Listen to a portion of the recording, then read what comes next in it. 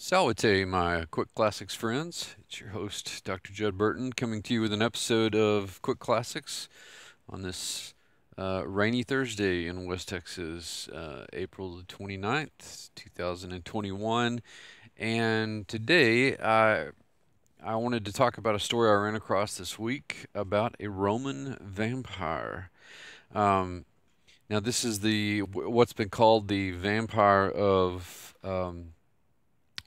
Lignano in Italy. It's a find in Rome, or rather near Rome, that has to do with the uh, what has become known as the Children's Cemetery, and a possible case of ancient vampirism, or at least evidence of the apotropaic to keep a vampire from coming back. But it's a rather interesting find. Um, Probably coinciding with a malaria outbreak in the early 5th century uh, AD. So this is putting this in context. This is the late Roman period. It's the early 400s AD, and we'll talk a little bit more about the context, but I wanted to say a few things about the details of the find. This is kind of interesting because you have a number of elements of uh, ancient Roman culture sort of coming together and overlapping, um, including the vampirism and witchcraft and the fear of ghosts and the beyond. Uh, all of these things are at play in this very interesting archaeological find, which dates back to 2018.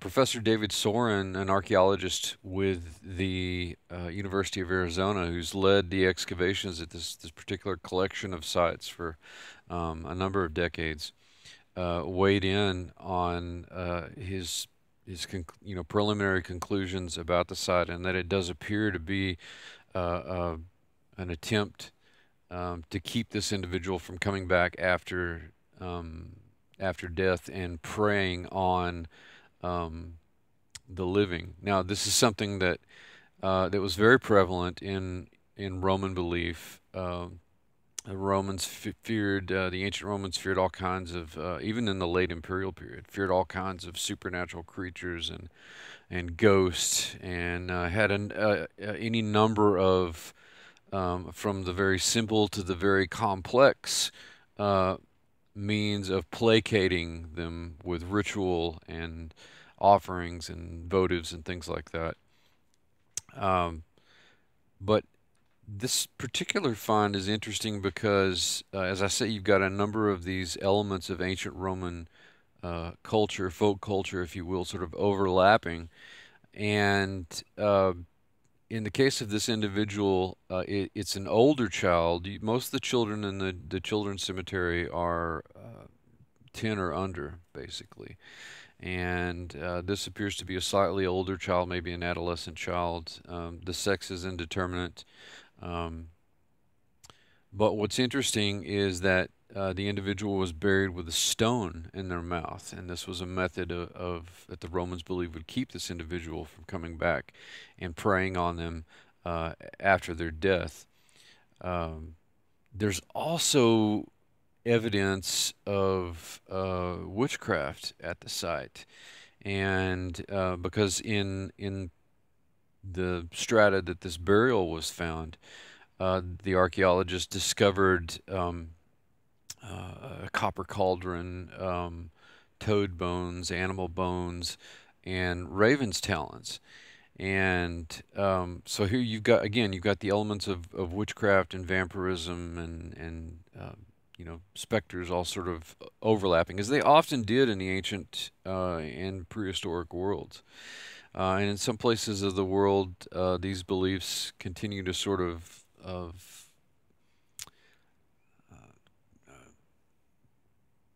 still lay true to the this sort of mythical mindset, where you've got these different elements of folk culture overlapping and at play. Um, what I think, as I said, the Romans believed in any number of kinds of of ghost and vampire-like creatures, and certainly in witches. And um, the Strix is the one that comes to mind, and this was a bird of ill omen that had vampiric qualities. And the reason that I say that is due to the presence of the raven's talons. This may be an attempt to either, probably an attempt to, um, another apotropaic, another means of dispatching or keeping this person from coming back after the case, after their death. So there's some really interesting elements at play. What I also think is very interesting is sort of going back to how I began this episode today, is the context, the temporal context. This is the late Roman Empire, the early 400s. And although Christianity has become more widespread and is essentially the official religion of the Roman Empire, it's not the universal religion. In other words, there was still, there was still Greco-Roman paganism in the Roman Empire, and it had just begun to recede into the background. We know this from not only archaeology and historical sources, but even early church fathers like Augustine wrote about it in the City of God. The pagans were arguing that the barbarians were at the gate because they had forsaken the old gods, and Augustine says no.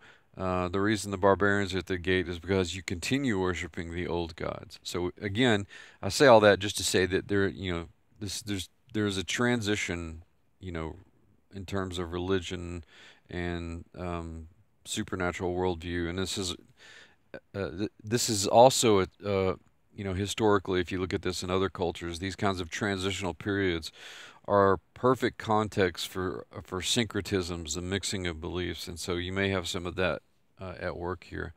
But clearly, with the apotropaic and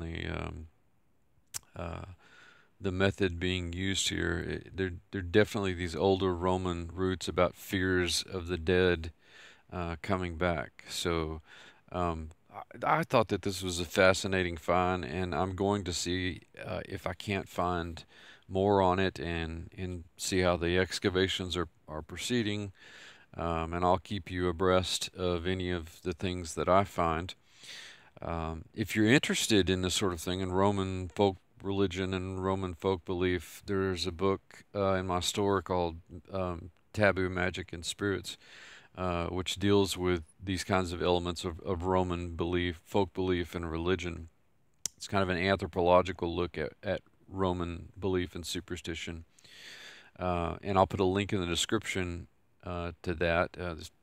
All titles in my catalog are 10% off.